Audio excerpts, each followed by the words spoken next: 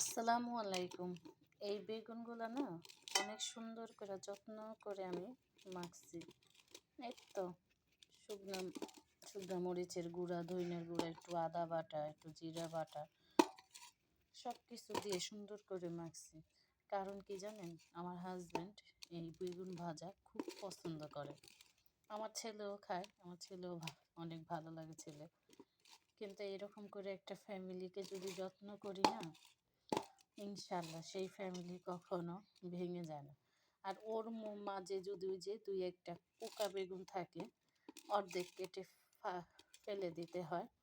তো সেই রকম ফ্যামিলিতে এরকম কয়েকজন কুটনি থাকে, সেই কুটনিদের জন্য যতই যত্ন করেন সেই ফ্যামিলি কখনোই ভালো থাকে না।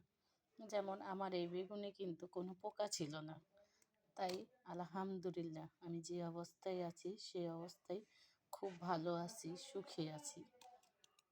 কাউকে দরকার পড়ে না, শুধু আমার আল্লাহ যদি আমার পাশে থাকে, আর আমার স্বামী আর আমার সন্তান।